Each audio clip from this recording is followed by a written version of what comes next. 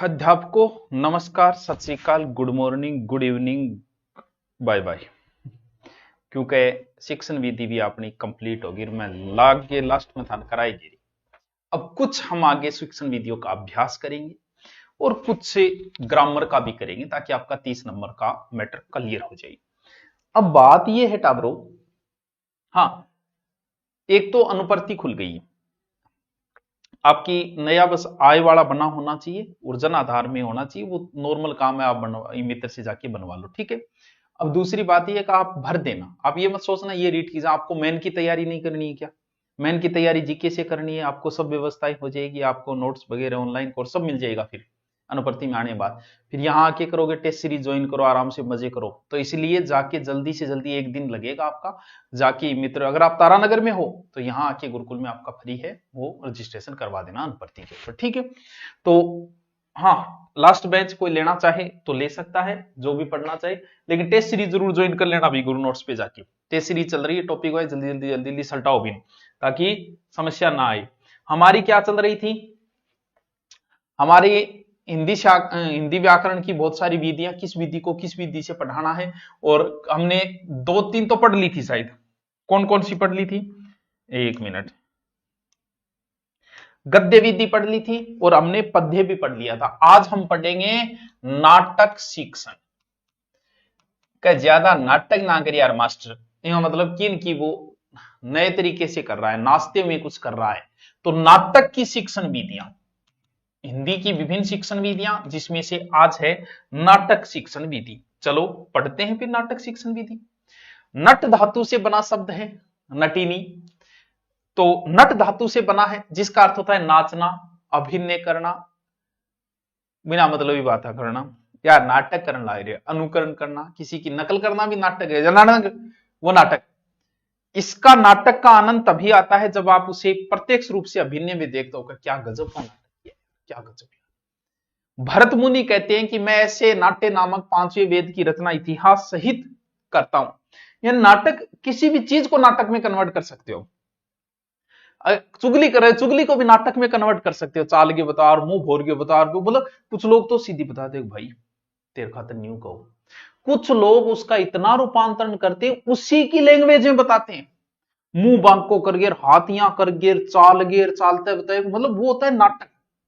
यानी नाटक में कुछ तत्व होंगे, यानी प्रमुख तत्व है, बस समझते जाना आप। तो कथा वस्तु क्या, कथा वस्तु क्या है सर? कुछ भी हो सकता है, ऐतिहासिक हो सकती है, पौराणिक हो सकती है, मिश्रित हो सकती है, कोई भी कथा हो सकती है जो नाटक के रूप में आप प्रस्तुत कर दो। भैया अनारकली की प्रेम कहानी को भी आप प्रस्तुत कर सकते हो नाटक में, कि एक को अकबर बना दिया, एक को जहांगीर बना दिया, एक को अनारकली बना दिया, फिर आप उसे प्रस्तुत कर रहे हो, तो वो क्या हो जाता है, वही तो नाटक हो जाता है। इसमें किसी का कथा वस्तु हो सकती है, किसी का चरित्र चित्रण हो सकता है।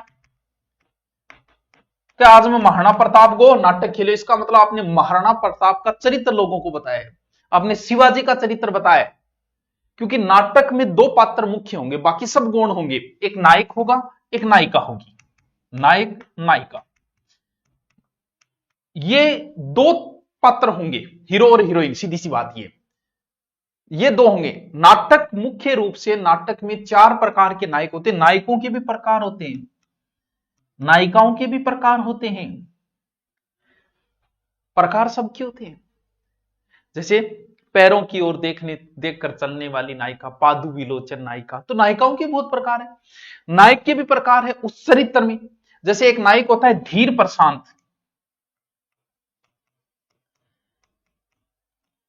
ऐसा नायक जो बड़ा ही त्यागी और धीरवान है, जैसे रामायण में भगवान राम, क्या चरित्र है उनका, कितना आदर्श चरित्र है उनका, वो एक प्रकार का नायक है। दूसरा है धीरोदात्त नायक, मैं इसको इधर लग देता हूं, ठीक। दूसरा धीरोदात्त नायक, ठीक है। तीसरा है धीरोद्वत्त नायक, नायक का प्रकार है, और तीसरा है धीर ललित नायक।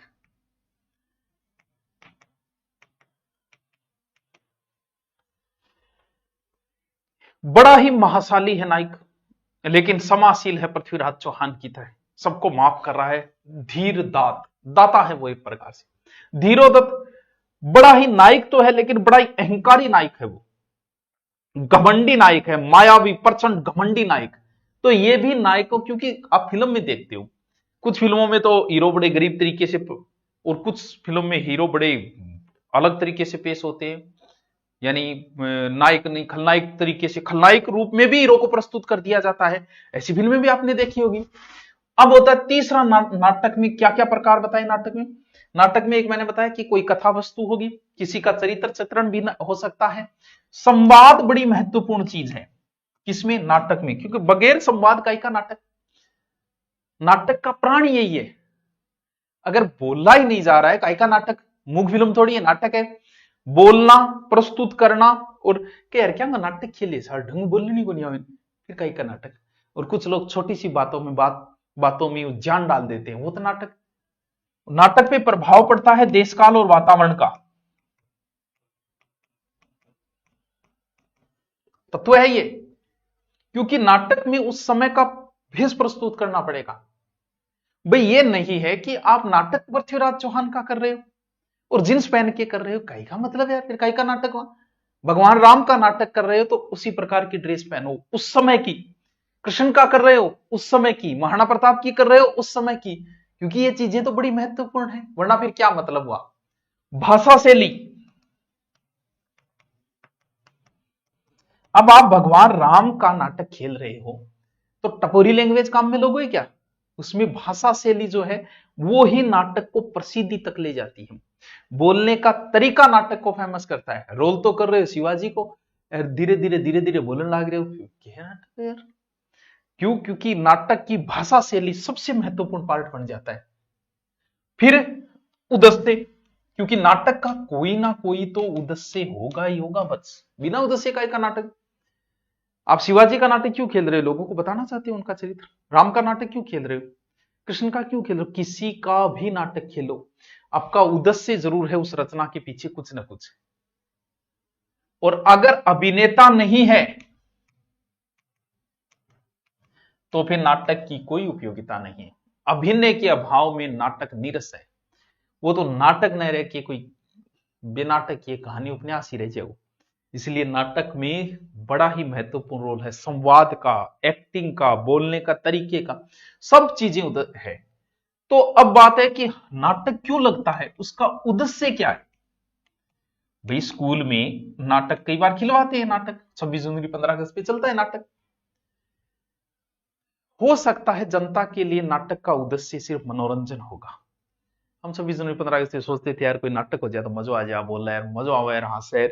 हो सकता है जनता के लिए मनोरंजन उद्देश्य हो, लेकिन शिक्षा की दृष्टि से केवल इतना ही उद्देश्य नहीं है, और भी उद्देश्य है।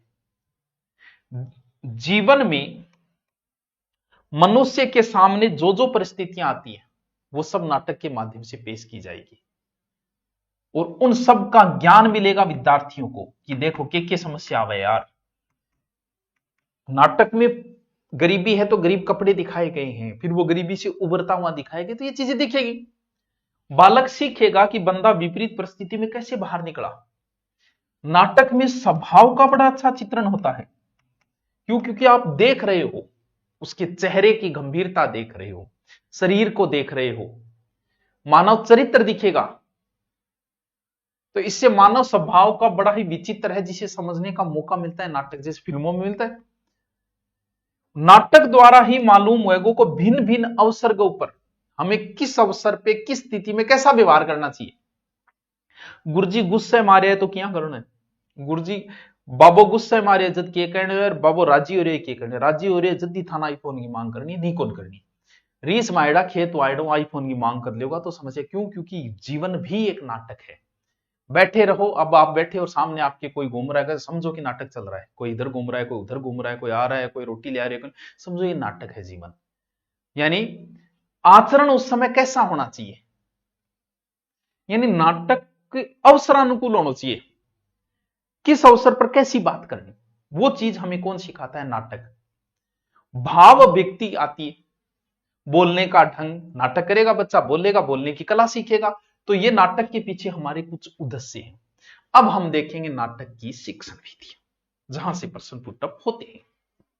चलो भी, नाटक की शिक्षण विधियां।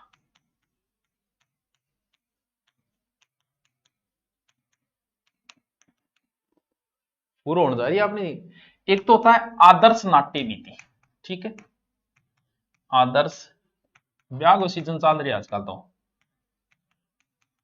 ठीक है। दूसरी है व्याख्या विधि, ठीक है। तीसरी अभिनय या प्रयोग विधि,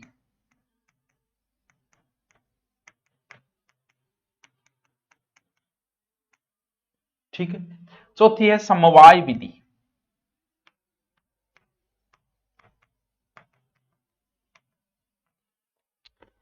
बताओ। ये नाटक शिक्षण की विधियां हैं। अब हमें पढ़ेंगे एक एक करके। आदर्श नाट्य विधि। आदर्श कौन होता है? अध्यापक। अध्यापक ही सारे पात्रों का अभिनय कर लेता है। जब नाटक पढ़ाया जा रहा है, अध्यापक खुद ही अभिनय कर लेता है, और अध्यापक इस ढंग से अभिनय करता है कि सारे चरित्र बच्चे को अच्छी तरीके से महसूस हो जाए। जैसे अकबर बोल रहा है तो अकबर की तरह बोलेगा, जहांगीर तुमने अनारकली से प्रेम करने की हिम्मत कैसे की? हम करते हैं अनारकली से प्रेम। यानी वो बोलने का तरीका अकबर की तरह होना चाहिए। जहांगीर बोले तो फिर जहांगीर की तरह होना चाहिए। ये नहीं कि लहजा, क्यों राजा का लहजा अलग हो, तो वो सारे कौन कर देगा? वो खुद ही कर देंगे। और उस पात्र में जो प्रेम, करुणा, क्रोध उसी समय टीचर प्रस्तुत करेगा अपने चेहरे से। भिखारी को रोल है तो भिखारी को सोचा बनाना पड़ेगा मास्टर जी ने। क्यों? क्योंकि टीचर खुद ही कर लेगा। वो आदर्श नाट्य विधि होती है, यही ज्यादा चलता है। देखो सच्ची बात है, बच्चे चुपचाप सुनते हैं, देखते रहते हैं, मास्टर जी बोल रहे हैं, लेकिन जब तक बच्चा स्वयं ये कार्य नहीं करेगा तब तक विधि सही नहीं मान सकती। लेकिन फिर भी चलती है ज्यादा, यही है सिलेबस कराने की ये विधि है। व्याख्या विधि, जो भी भिन्न भिन्न पात्र हैं उन चरित्र की भाषा नाटक की पृष्ठभूमि पर विचार करें और फिर बाहु संबंधित प्रश्न पूछा जाएगा। यानी प्रश्न का आधार पर नाट्य करे कि अकबर के कयो, जहांगीर के कयो, फिर अनारकली के कयो, वो दोनों करण लाग रही प्रेम। तो ए चीजा गठवेगी प्रश्नोत्तर माध्यम से। पुरानी विधि है लेकिन ऊंची कक्षाओं में चल सकती है, नीची में ये नहीं चलेगी। अभिनय प्रयोग विधि ये ज्यादा चलती है, ये ज्यादा चलती नहीं, ये ज्यादा अच्छी है। यानी जो नाटक आया है उसका अभिनय करवाओ। अब अभिनय दो प्रकार से हो सकता है। एक तो पूरा का पूरा रंगमंच पे हो सकता है, ठीक है, जैसे 26 जनवरी 15 अगस्त पे होता है। एक हो सकता है कक्षा अभिनय, कक्षा के अंदर। कैसे? पूरी रूपरेखा तैयार होगी और रूपरेखा हम तैयार हो गए, एक जनो अकबर बनेगा, एक जनो जहांगीर बनेगा और एक जनो अनारकली बनेगा और दरबारी बन जाएगा दो साथ, और वो चलेगी। ये तो बड़ी खर्चीली हो जाती है, सारा मैनेजमेंट करना पड़ता है, सारी व्यवस्थाएं करनी पड़ती है, पैसा भी ज्यादा लगेंगे, वहां पूरा रंगमंच तैयार करना पड़ेगा। अकबर का बेटा आ थोड़ी अकबर ने कुर्सी पर बिठा दे, फिर क्या? अकबर का दरबार लगाओ, ताज लगाओ, अकबर को अच्छे कपड़े पहनाओ, वो विधि है। ये ज्यादा नहीं हो सकती, साल में एक या दो हो सकती है, जो 26 जनवरी 15 अगस्त वगैरह हो तब हो सकती है। कक्षा अभिनय सीधो को तू खड़े, तू अकबर जब जब आएगा तब तू बोलेगा, जहांगीर आएगा तू बोले अनारकली, छोड़ तू खड़ी हो, अनारकली बन जा, आज तू अनारकली बनेगी। वो होता है जब भी क्लास में आओ तो अनारकली आता ही वहां अनारकली बांसर लाग जाएगी। इतनी को याद है तो बहुत अच्छी बात है, वरना पढ़ के ऐसे किया जाता है। एडिसन क्या कहता है कि जब भी शिक्षा देनी अथवा उपदेश करना हो तो कहानी के माध्यम से भी प्रदान कर सकते हो। कहानी के माध्यम से बच्चा ज्यादा रुचि लेता है, ठीक है। तो अगली है समवाय विधि। समवाय विधि क्या है? या संयुक्त प्रणाली भी कैस का नाटक। बस वो यह कि समवाय मतलब सारा सागे संयुक्त करके 26 जनवरी 15 अगस्त में नाटक प्रस्तुत कर दिया। शिक्षक का निर्देशन में छात्र नाटक करेगा, सारा छात्र इनमें रुचि लेगा। मनोवैज्ञानिक विधि है, सर्वश्रेष्ठ विधि मानी गई है। जीएच बेल्स में कहानी एक लघु गद्य आकार की रचना है, ठीक है। अब बताओ बताओ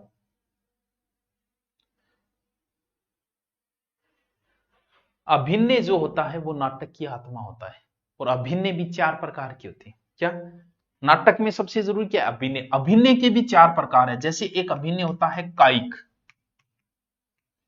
ठीक है, इसमें शारीरिक क्रिया होती है, काय मतलब शरीर, शारीरिक क्रियाएं होती है। दूसरी होती है वाचिक, बोल के अभिनय किया जाता है। तीसरा होता है सात्विक, बड़ो सात्विक है ये सबसे, इसमें दोनों क्रियाएं होती है, शरीर और वाणी, सर्वश्रेष्ठ यही है। और चौथी है आहार्य।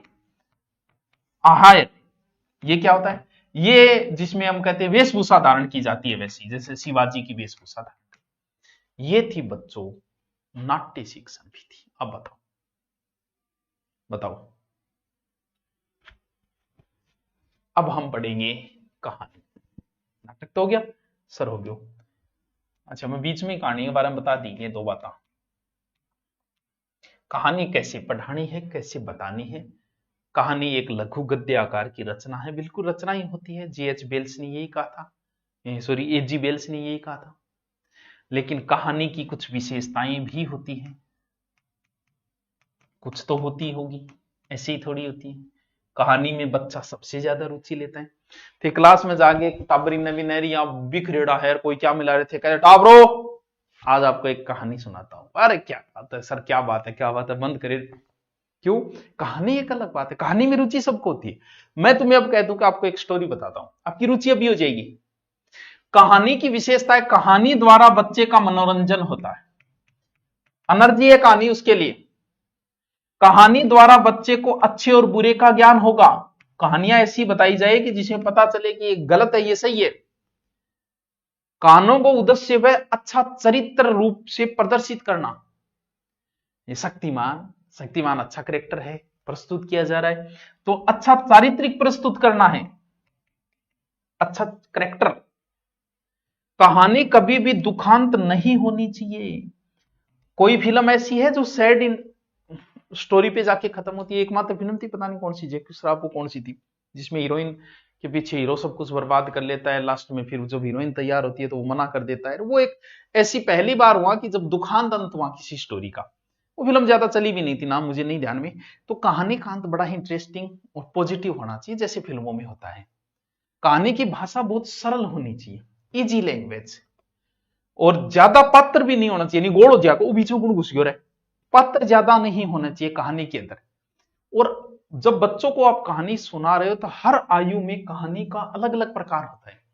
जैसे 6 साल के बच्चे को आप बड़ी ही चरित्रवान कहानियां बताने लग जाओ, कोई लेना देना नहीं होता बच्चे को। अप्सराओं को परियां की कहानियां सुनाओ, 9 साल का बच्चा भी परियां की कहानियां चलेगी, लेकिन थोड़ी सी कठिन कर्सकों थी, जो समाज से जुड़ी हुई कहानियां हो सकती है।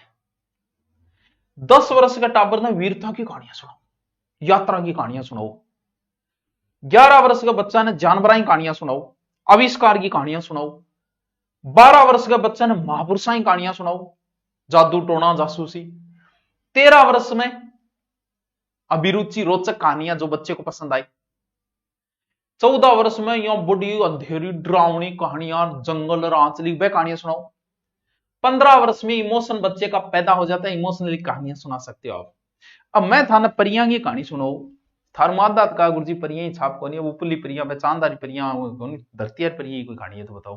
क्यों? क्योंकि अब आपको वो पसंद नहीं आएगी। तो वो बात है कि हर समय में कहानी का अपना एक रूप होता है समय के अनुसार। अब कुछ कहानियों के प्रकार, कुछ कहानियां तो होगी उद्देश्य क्या था, ठीक है, कि हम किस उद्देश्य से वो कहानी बता रहे हैं। जैसे कुछ उद्देश्य होता है यथार्थवादी, अभी देख लेंगे, डिटेल से भी देख लें, कोई बात नहीं। कुछ कहानियां होती है आदर्शवादी, बोर ना हो जी, देखता जाओ बस थे। और कुछ है आदर्शोन्मुख और यथार्थवादी दोनों। यथार्थवादी दोनों भी हो सकती है। कुछ कहानियां होती है शैली के आधार पर। शैली जैसे किसी घटना, कोई घटना है वो भी कहानी है भाई साहब, कोई घटना बता रहे हो। चरित्र आधार हो सकती है, किसी का चरित्र बताना है आपको, बहुत अच्छा करेक्टर हिटलर का चरित्र बताना, कहानी हो सकती है। कुछ कहानी समस्यात्मक भी हो सकती है कि ये बहुत बड़ी समस्या है, जैसे सती प्रथा वगैरह, इनसे संबंधित भी कहानियां हो सकती है। कौन सी बड़ी? कुछ सामान्य आधार पे कहानियां हैं, जैसे आप भगवान कृष्ण की कहानी सुना रहे हो, सुदामा की, वो कैसी कहानी है? वो धार्मिक कहानी है, धर्म से संबंधित बच्चे में रुचि होती है। ऐतिहासिक कहानियां सुना सकते हो इतिहास की, कि एक बार ऐसा हुआ, एक व्यक्ति आया, बड़ा ही राजा जी के पास आए, राजा ने ऐतिहासिक कहानियां पृथ्वीराज चौहान की, महाराणा शिवाजी, किसी की भी। कुछ कहानियां सामाजिक भी होती है, जैसे सती प्रथा वगैरह, इनसे संबंधित। ये कुछ कहानियों के प्रकार है उद्देश्य के आधार पे। पहली अब समझते जाओ बस इनको। यथार्थवादी कहानी, जीवन चित्र होता है, विभाजित जीवन चित्र है। यथार्थ, आदर्श, कोई ना कोई आदर्श प्रस्तुत किया जाता है, क्या कारण परिणाम, ये दोनों हो सकती है कहानियां, नाम से पता चल रहा है। आदर्शवादी भी होगी, यथार्थवादी भी होगी। दृष्टि आदर्शवादी होनी चाहिए हमेशा। फिर है शैली के आधार, घटना, कुछ कहानी किसी ना कोई घटना को वर्णन करना है। कभी गया व्यक्ति, उसका एक्सीडेंट हो, उसकी पूरी कहानी बताई जा रही है। चरित्र निर्माण भी हो सकता है, समस्या भी हो सकती है, धार्मिक समस्या हो सकती है, राजनीतिक समस्या हो सकती है, मनोवैज्ञानिक हो सकती है, मेंटल। और सामान्य धार्मिक बताने की जरूरत ही नहीं, आप रामायण महाभारत की कहानियां हो गई, इतिहास प्रसिद्ध व्यक्तियों की कहानी हो गई, और समाज से संबंधित हो गई ये कहानियां। अब है कहानी की शिक्षण विधियां। अब आता है कहानी पढ़ाने की शिक्षण विधि। कहानी की शिक्षण विधियां, लो जी आज पहला है चित्र प्रदर्शन विधि। नाम लिख देता हूं, फिर आपसे पूछेगा वो निम्न से कहानी शिक्षण है, कहानी शिक्षण की विधि है, नहीं है। फिर है संवाद विधि, फिर है कथन विधि, फिर है अभिनय विधि, फिर है प्रश्नोत्तर विधि या पूर्ति विधि। ठीक है, अधूरी कहानी भी कर सकते हो। अधूरी कहानी गुरुजी आप कौन सी है? अधूरी कहानी या पूर्ति विधि? चलो अधूरी कहानी विधि। देखो समझो, कोई चित्र है, कहानी बच्चों में चित्र में ज्यादा रुचि होती है, इसलिए दूसरी तीसरी क्लास के बच्चों में चित्र ज्यादा होते हैं। प्रेरणादायक कहानी, गोगा जी का चित्र है, फिर गोगा जी की कहानी है। संवाद विधि, शिक्षक छात्रों से पात्रों के कथन के संदर्भ में कुछ बातें पूछेगा, वार्तालाप करेगा। गोगा जी को नाम सुनेड़ो है टाबरो, बादशाह को नाम सुनेड़ो है टाबरो, तो अर्जुन सर्जन को नाम सुनेड़ो है टाबरो, कुछ पूछा जाएगा, क्या बताओ कौन अर्जुन सर्जन। तो उसके माध्यम से फिर अर्जुन सर्जन की कहानी सुनाई, गोगा जी की कहानी सुनाई, तेजा जी की कहानी सुनाई, तो वह के वो संवाद विधि। वाचन या कथन विधि, कथन विधि को वाचन विधि भी कह सकते हैं। ठीक है, कहानी को कुछ टुकड़ों में बांट दिया और अध्यापक उसका वाचन करेगा। क्रम से करना जरूरी है, बस ये थोड़ा सा ध्यान है, ये नहीं कि आप किसी की मृत्यु पहले बता रहे हो और जीवन बाद में बता रहे हो, क्रम चलता है हमेशा। अभिनय, अध्यापक हाव भाव करके वाचन कर दे, वो अभिनय। अभिनय कहानी नाटक को सहम से कोई ज्यादा अंतर को नहीं।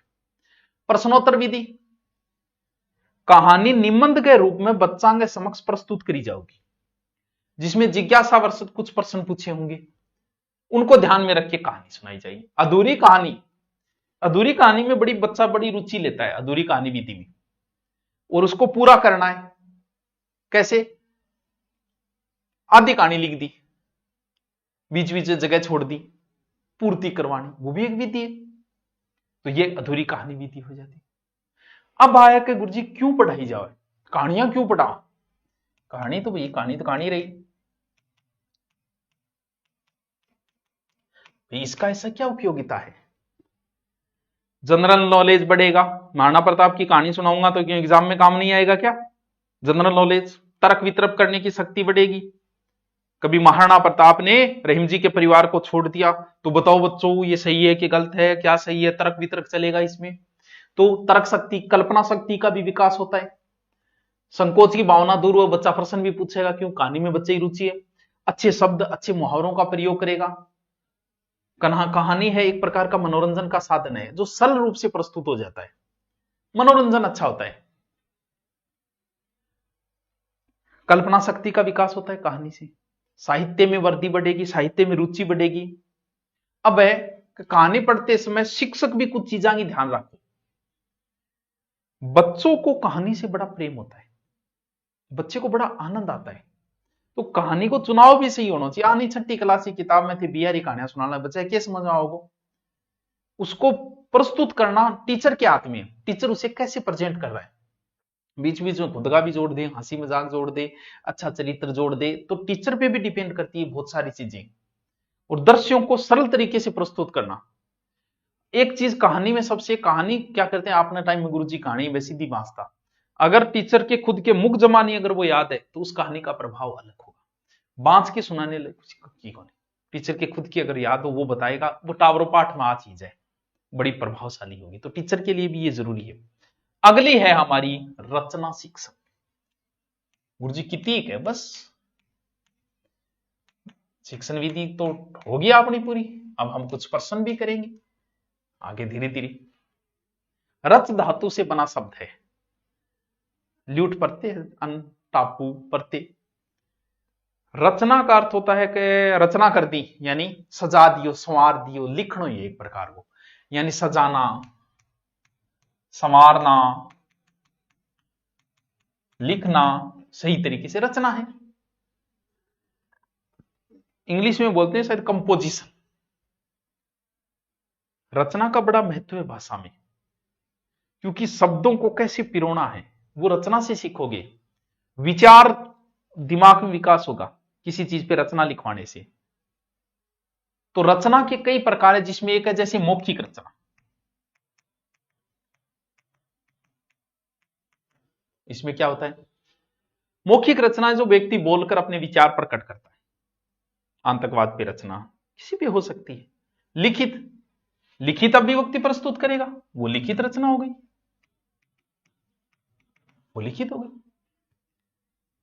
अब है रचना की शिक्षण विधियां, जहां से प्रश्न होता है। जी ये तो ए लिख ली बस, लास्ट लास्ट आई, ज्यादा माथापच्ची नहीं है। तो पहली है प्रश्नोत्तर विधि। सर है तो कई जगह आई है, हाँ कई जगह आ सकती है एक विधि, क्या बड़ी बात है। सबसे प्राचीन विधि यही है, अध्यापक जिस विषय पे रचना लिखवाना चाह रहा है उससे संबंधित प्रश्न पूछेगा। पहले मौखिक रचना होगी फिर लिखित होगी, यही मनोवैज्ञानिक और अच्छी विधि है। छात्र शिक्षण, तो बच्चों बताओ, दंतेवाड़ा में हमारे जो फौजी मारे गए थे, बहुत पहले की घटना है, वो क्यों मारे गए, तो कुछ बच्चे कहेंगे सर नक्सलवादियों ने मारे। नक्सलवादी कौन होते हैं, ये कहां रहते हैं, कौन से क्षेत्र में नक्सलवाद है, इस पर चर्चा होगी। फिर कहेगा अब लेख लिख दो। अब बच्चा अपने हिसाब से बुद्धि का विकास करते लिखेगा, यानी छात्र और टीचर दोनों सक्रिय रहेंगे। फिर है चित्र वर्णन विधि।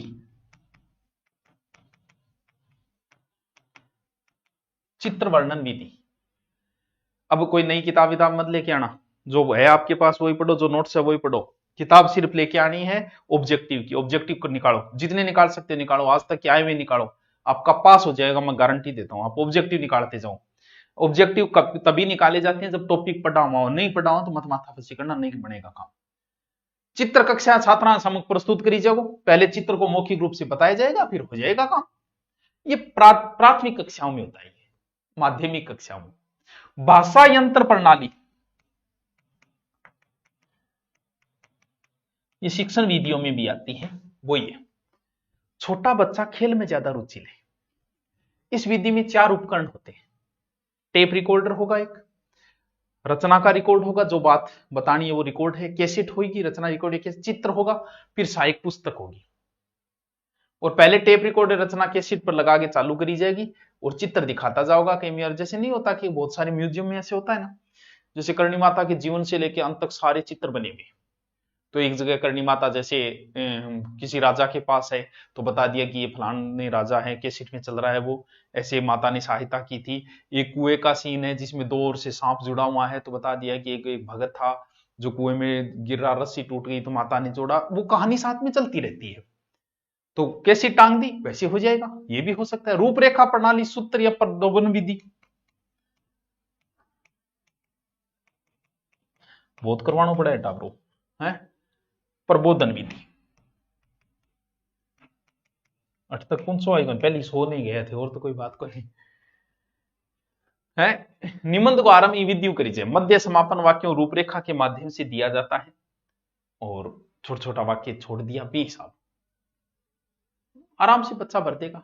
फिर अनुकरण प्रणाली, बहुत सारी प्रणालियां इसमें रचना की। अनुकरण प्रणाली लंबो खींची होगी। त्रुटि रहित कोई भी रचना प्रस्तुत करी जाएगी। छात्र उस रचना का अध्ययन करेगा, मनन करेगा, फिर उस रचना से मिलती जुलती कोई रचना छात्र लिखेगा। मैं सिपाही होता, फिर आ जाएगी मैं फौजी होता, फिर लिखू मैं मुख्यमंत्री होता तो मैं प्रधानमंत्री होता। वो रचना है अनुकरण